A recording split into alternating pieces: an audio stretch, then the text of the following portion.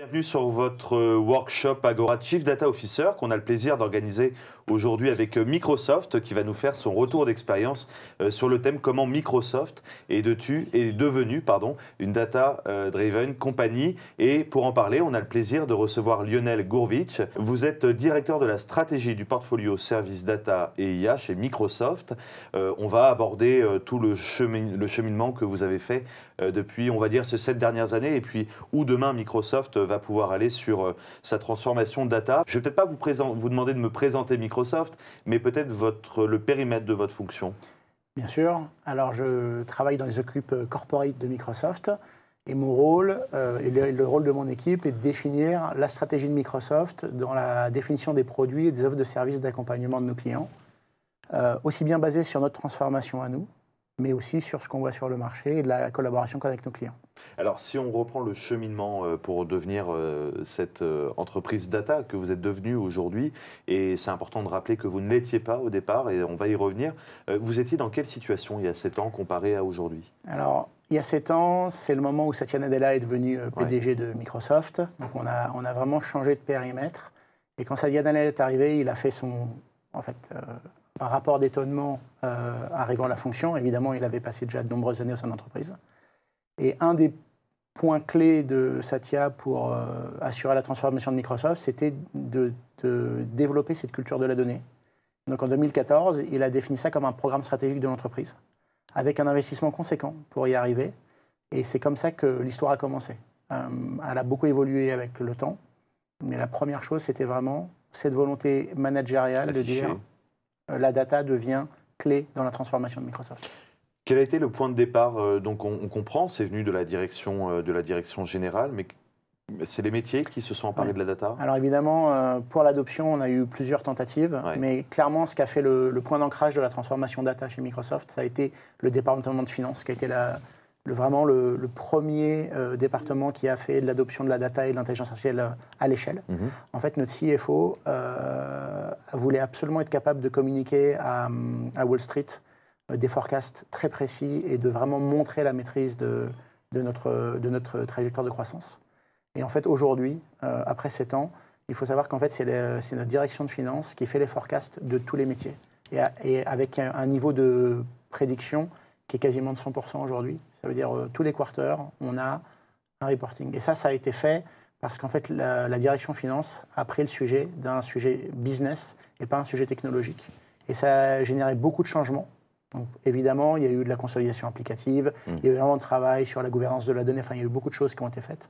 Mais fondamentalement, c'est ça qu'elle voulait faire. Et aujourd'hui, elle sait mieux prédire que n'importe qui dans l'entreprise la trajectoire financière de l'entreprise. Aujourd'hui, tous les métiers sont concernés par la data? Tout à fait. Quel a été le dernier métier à s'emparer de ce sujet? Alors, le métier qui a été le plus compliqué à craquer, c'est notre département Sales and Marketing. On sait que d'avoir un CRM qui fonctionne, c'est un peu pieux. Mais c'est un sujet très compliqué pour l'entreprise. Il y a eu énormément de tentatives, on en reparlera après sûrement sur on a mal commencé le sujet. Mais aujourd'hui, on a mis en place tout un programme de transformation de notre département Sales and Marketing et qui commence à porter ses fruits sur la relation client, également sur comment on adresse mieux nos clients, on les voit de manière 360. Je sais que c'est un sujet ça fait 20 ans que tout le monde le traite, mais c'est très compliqué à faire atterrir et c'est vraiment un dernier sujet. J'allais vous poser la question, est-ce que c'est plus facile finalement dans ce sens-là? Je me mets à la place d'un CDO qui voit que Microsoft a équipé en premier de la data son directeur financier. C'est pas naturel. On pense plutôt à d'autres métiers. Mais est-ce que pour vous, ça a été facile? Peut-être c'était une chance pour décliner derrière sur les autres... Alors, je pense que déjà, c'est très lié à la structure de gouvernance de Microsoft. Ça veut dire qu'en fait, notre CFO, c'est la numéro 2 de l'entreprise. Donc, clairement, elle a un rôle extrêmement clé dans l'entreprise. Elle a une reconnaissance au niveau de Wall Street qui est juste incroyable. Elle fait partie des top 10 de n'importe quelle industrie. Donc, je pense qu'il y a déjà cette fonction, cette posture d'entreprise qui a fait que c'est pour ça que la finance a été en premier en adoption. On voit chez beaucoup de clients que ce n'est pas forcément la finance qui adopte le premier ce genre de technologie. Je pense que c'était lié à notre organisation, à notre modèle opérationnel. Le deuxième sujet, c'est que clairement, quand Satya est arrivé, il y avait cet enjeu de changement et de communication pour Wall Street. Et donc tout le monde a très vite identifié que la communication financière devait être extrêmement clé. Bien sûr. Surtout avec le changement lié au cloud et donc la transformation de notre business model. Et donc ça a été aussi un élément extrêmement clé dans l'adoption par la finance.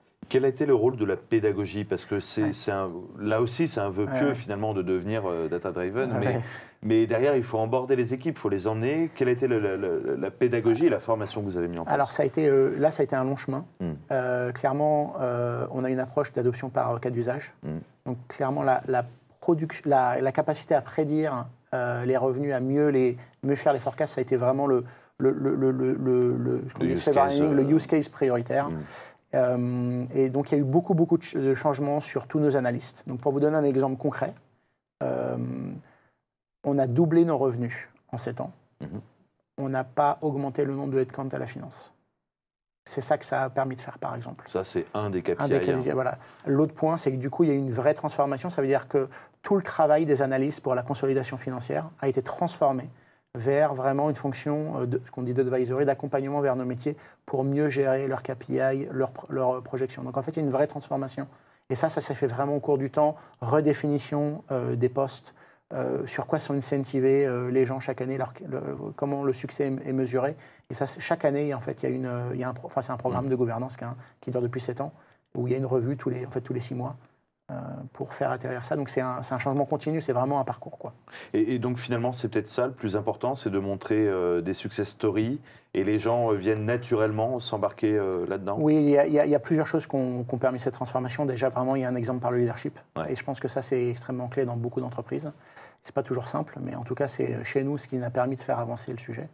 Le deuxième point qu'il y a eu, c'est l'adoption de la technologie, pas pour la technologie, mais pour le business. Et ça a été aussi un des sujets qui a fait que ça a bien marché pour la finance, c'est que pour d'autres entités, au début, ça a été plus laborieux, on va dire. Le troisième point, c'est que du coup, comme on l'a traité que par un métier, on ne s'est pas fait déborder par la taille du chantier, parce que la transformation data, c'est un chantier gigantissime. Donc le fait que ça a été vraiment bien time-boxé et priorisé, ça nous a permis de faire.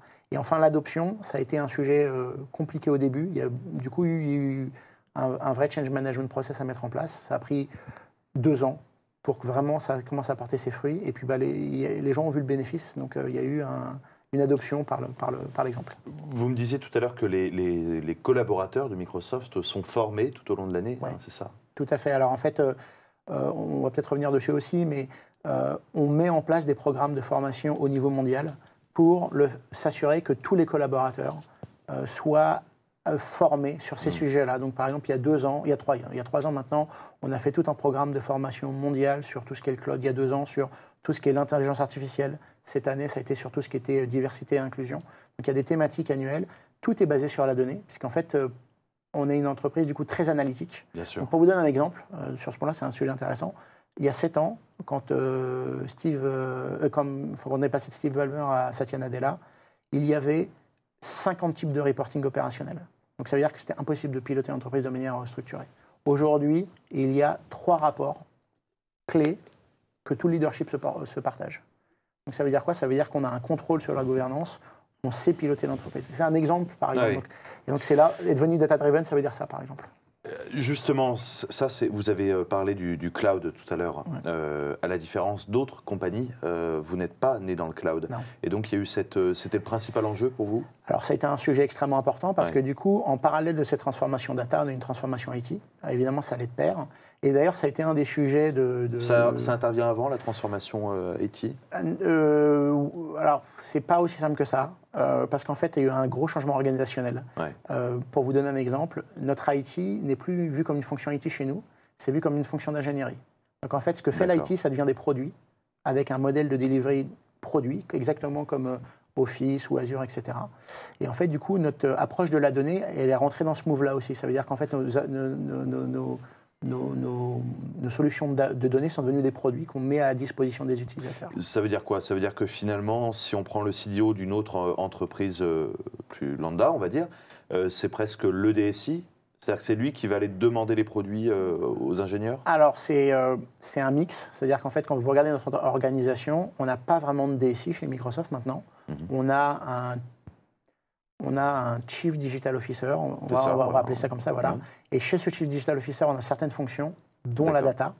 Mais en parallèle de ça, dans les lignes métiers, on a aussi des Chief Data Officers qui assurent qu'eux, ils collectent le besoin métier Et chez Chief Digital Officer, la fonction data, elle est là pour assurer la fonction de plateforme, ça veut dire qu'on puisse le déployer. Bien sûr. Ça soit actionnable. La place de la transversalité, c'est important aussi quand on parle de data, d'être vraiment transverse au sein de l'entreprise. Oui. Et vous aviez insisté également sur le parcours utilisateur. Alors en fait, pour tenir cette fonction-là, du coup, chez notre président Brad Smith, on a ce qu'on appelle un Chief Data and Analytics Officer, qui est en charge de toutes les données critiques de l'entreprise et qui assure que les données soient gérées de manière consistante au sein de l'entreprise. Donc par exemple les données clients, qui sont extrêmement importantes, que ce soit des clients B2B ou B2C, elles sont gérées, elles sont gouvernées par cette fonction-là et c'est au niveau du président de Microsoft. Donc c'est des rôles de gouvernance qui sont extrêmement forts. Et puis on a aussi la collecte de tous les données et les besoins métiers pour s'assurer que du coup on ait on va dire une roadmap qui soit consistante dans le temps. Vous avez commencé à parler tout à l'heure du ROI de votre démarche. Est-ce que vous avez d'autres indicateurs que vous pouvez nous citer? Alors, dans le département de la finance, vraiment le truc le plus compliqué, c'est de faire le rapport annuel ou les rapports trimestriels. Ouais. Donc un exemple, on a économisé des dizaines de millions de dollars annuellement sur la production des rapports. En fait, on passe 75% de temps en moins qu'il y a 7 ans pour produire nos rapports annuels. Et d'ailleurs, ce qui explique qu'on est capable de le produire très rapidement. Si on prend des business process, en fait, les business analysts chez nous passent 45% de temps en moins, donc il y a eu 15% de gain de productivité grâce à l'adoption de la donnée et de l'intelligence artificielle. Si vous prenez un autre exemple de département de trésorerie, donc en fait, il faut savoir qu'on génère énormément de volume de cash. Notre département de trésorerie a amélioré son forecast de couverture en taux de change de 6%. Alors, je vous laisse imaginer, on fait 150 milliards de revenus annuels. Vous imaginez les besoins de couverture de taux, donc je vous dis 6%, vous pouvez faire rapidement le calcul de ce que ça a comme bénéfice. Vous avez d'autres exemples sur d'autres métiers? Oui, alors, on peut parler de, par exemple, notre division Xbox, qui est un très bon exemple, où on a adopté de la donnée et des solutions innovantes, par exemple autour de la blockchain, pour réduire les temps de paiement auprès de notre écosystème de développeurs. On a également notre département ressources humaines qui a utilisé ces données-là pour réduire le churn. Il faut bien voir que chez Microsoft, en 7 ans, notre ADN a changé de l'ordre de 30%. C'est-à-dire qu'il y a eu 30% de changements. C'est normal dans une phase de change. Voilà. Et on a réussi à accompagner, grâce à ces solutions-là, l'onboarding et la formation de tous ces nouveaux employés pour qu'ils adhèrent très vite à l'ADN de l'entreprise. Dans la discussion qu'on avait tout à l'heure, et après on va passer aux questions-réponses, et vous pouvez d'ailleurs noter vos questions dans la partie chat, on va revenir dessus. On parlait des collaborateurs qui ont parfois quitté Microsoft et qui sont revenus. Tout ce mouvement aussi a fait revenir les collaborateurs, pour certains qui étaient partis ou restés pour ceux qui étaient encore là. Tout à fait. C'est-à-dire qu'en fait, alors évidemment, sous l'arrivée de la nouvelle stratégie de Satya Nadella, il y a eu un renouveau de la relation de Microsoft déjà. Donc en fait, je pense que la première leçon qu'on peut avoir, c'est que c'est pas parce qu'on n'est pas né dans le cloud qu'on peut pas être data-driven. Et c'est vraiment l'exemple de Microsoft. La deuxième chose, c'est que ça a clairement changé la culture de l'entreprise. Et ça, c'est lié au growth mindset que Satya Nadella a voulu. Mais ce growth mindset, il faut être capable de le mesurer. Et c'est là où elle est devenue une entreprise data-driven. Ça a permis de mesurer l'avancée de ce progrès et de transformation. Donc c'est vraiment clé dans ce que l'ADN de Microsoft d'aujourd'hui. Lionel, finalement, est-ce que cette transformation, en tout cas ce point de départ qui au début pouvait paraître être un handicap pour Microsoft, à une époque où d'autres compagnies sont arrivées sur le modèle du cloud. Est-ce que finalement c'est devenu un atout pour vous aussi, pour mieux comprendre peut-être vos clients? Alors clairement, ce retour d'expérience qu'on fait, on l'utilise beaucoup pour du coup aider nos clients à se transformer, parce qu'on vient du monde on-premise, et donc toute cette transformation, on l'a vécu et on sait à quel point ça peut être compliqué et ça nécessite beaucoup de travail. Donc aujourd'hui, on a beaucoup de démarches d'accompagnement de nos clients, et par exemple notre engineering, qui est basé sur comment on l'a fait. Alors, ça ne veut pas dire que les clients doivent faire comme nous, mais au moins ça leur permet d'avoir un point d'ancrage et on comprend les enjeux et les points d'intention. Et du coup, ça nous a permis de développer une approche maintenant très structurée sur la transformation, donc autour de 4 axes finalement qui sont très intuitifs, mais qu'on a pu construire grâce à notre expérience. Il faut une stratégie. Cette stratégie-là, évidemment, c'est les métiers, c'est l'entreprise qui la définit. Il faut des cas d'usage pour pouvoir actionner cette stratégie. Ces cas d'usage, il faut qu'ils soient faisables, il faut qu'ils soient valorisés, il faut qu'ils soient compris par les entreprises. Et après, ces cas d'usage-là, pour les mettre en place, il faut 2 grandes choses. Il faut des compétences techniques, une technologie, une plateforme, et il faut ce qu'on appelle un operating model. Et dans l'operating model, on va avoir les sujets de culture, les sujets de gouvernance, les sujets de change, et ça, c'est extrêmement important.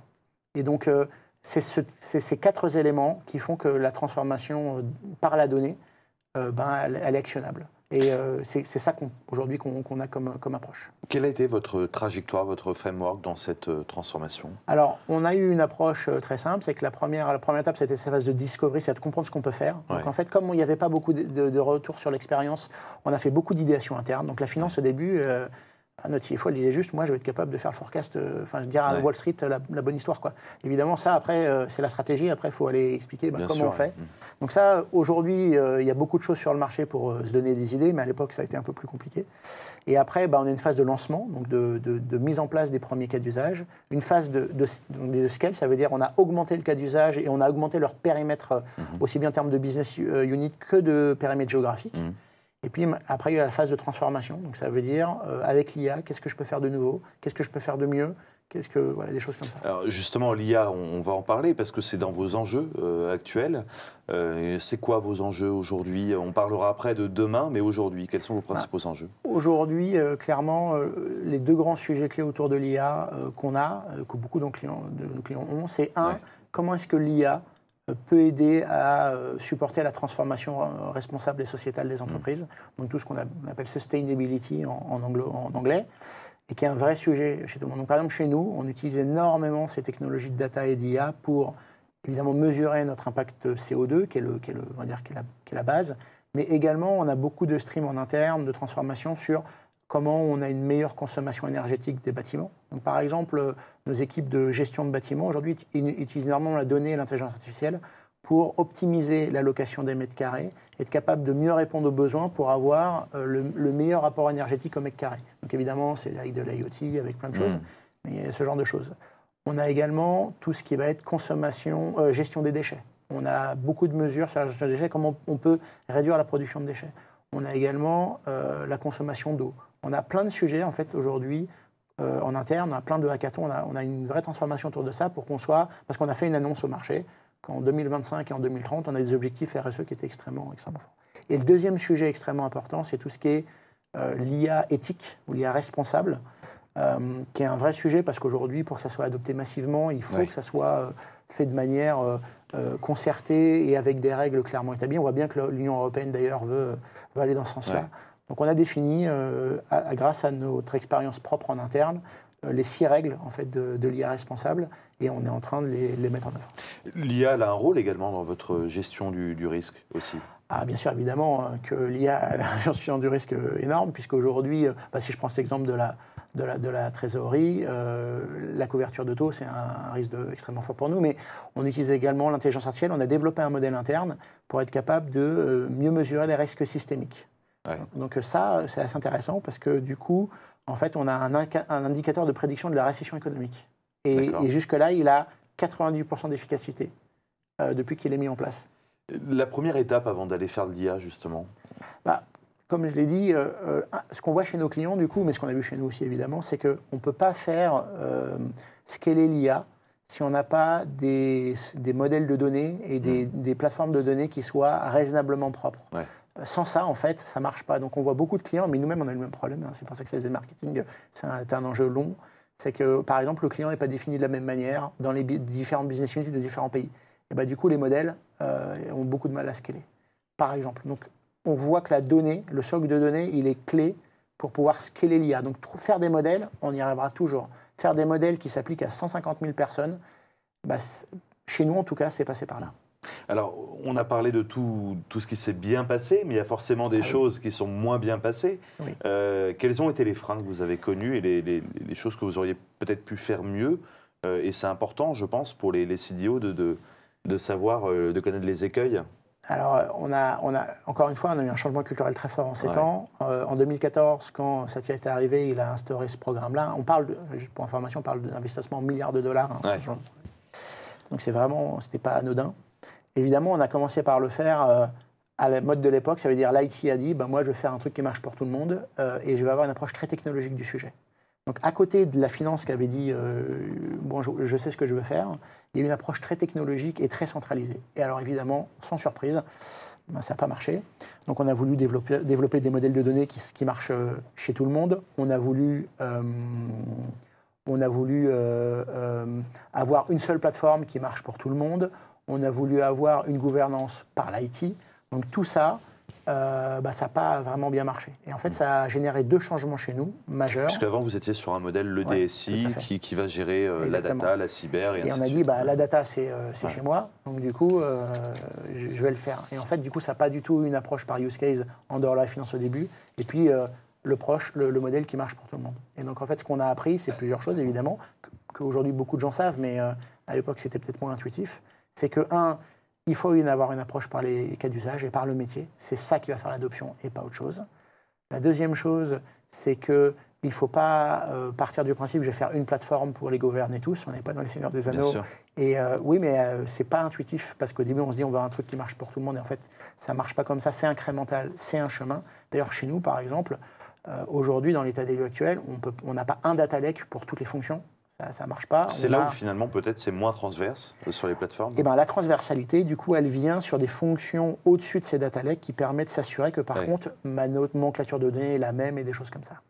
Et donc ce qu'on a aussi appris, c'est que donc, le pilotage par la donnée, le pilotage par les métiers, le fait d'avoir une approche très souple de l'adoption, et aujourd'hui, avec l'intelligence artificielle, le besoin de beaucoup de data officers aujourd'hui, c'est qu'il ne faut pas avoir une approche de la data science pour l'algorithme, mais encore une fois, par les métiers. Et ça aussi, il y a eu quelques écueils chez nous, y compris d'ailleurs, sur ce sujet-là, et on a fait évoluer nos modèles opérationnels. Alors, on a vu tout le cheminement depuis 7 ans, les enjeux que vous avez aujourd'hui, les enjeux de demain. Si on se projette un petit peu pour terminer cet entretien, quels sont vos enjeux de demain ? Alors, il y a un gros enjeu pour nous, mais pour tous nos clients aussi, c'est comment on arrive à faire sortir la donnée en dehors de l'entreprise. Donc, comment on fait de la collaboration. On voit bien que les business models de plateforme, elles ont réussi à faire ça un petit peu, mais il y a énormément de recherche, et nous y compris, sur la gestion d'écosystèmes, comment on travaille ensemble, y compris au niveau des données. Donc, il y a pas mal de recherches technologiques aujourd'hui. On a fait des écosystèmes, et le premier d'ailleurs monde sur lequel il y a ce besoin-là à scale, c'est, on va dire, le sujet RSE, donc l'écologie, la démarche responsable. Je me permets de rebondir, on n'est pas là pour parler du produit, mais finalement, tout ce que vous me dites là sur les enjeux que vous avez aujourd'hui et que vous avez demain, tout est regroupé dans Viva, dans la plateforme Viva. On retrouve les mêmes, thèmes. Il y a cette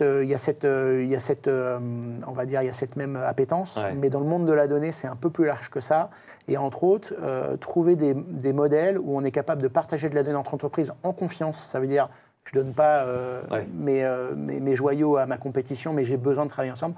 On voit par exemple dans le secteur de la recherche médicale, c'est quelque chose qui existe déjà depuis un certain temps, mais on voit que, par exemple, un exemple très concret, on voit qu'avec l'arrivée de Gaia-X en Europe, c'est la volonté de l'Europe. La volonté de l'Europe, c'est de créer des écosystèmes de données à valeur. Et donc, il y a beaucoup de recherches, et nous-mêmes, Microsoft, dans le domaine de sustainability, c'est quelque chose qu'on cherche à faire aujourd'hui. Alors, c'est le début de l'histoire, parce que il y a beaucoup de technologies qui arrivent, ça demande une gouvernance beaucoup plus compliquée. On voit que les sujets blockchain, par exemple, ont ouvert beaucoup de sujets là-dessus, et de voir gérer des écosystèmes, c'est plus compliqué. Vous y êtes sur ce sujet aujourd'hui, vous allez y aller ? Oui, on y est. Alors sur la blockchain, on y est. On n'a pas forcément le temps d'en parler aujourd'hui, mais oui, sur la blockchain, on a fait énormément de choses. Sujet, on pourra peut-être faire exactement. Mais par contre, sur tous les technologies pour permettre de la collaboration de la donnée, et du coup, faire des modèles d'IA, le sujet de fond, c'est d'être capable de faire des modèles d'IA sur des données d'entreprises variées. Le modèle est disponible, mais les données sources ne sont pas récupérables. Et c'est par exemple ce qu'on a fait dans le monde de la santé avec notre plateforme HDH, notre plateforme d'hébergeur de données, qui est exactement cette mission-là, c'est-à-dire que les hôpitaux viennent pousser leurs données pour aller faire de la recherche ensemble, mais les données, elles, restent sécurisées. Merci Lionel Gourvitch. Je rappelle que vous êtes directeur de la stratégie du portfolio Service Data et IA chez Microsoft. Merci d'avoir répondu à nos questions sur le thème comment Microsoft est devenu une data-driven company.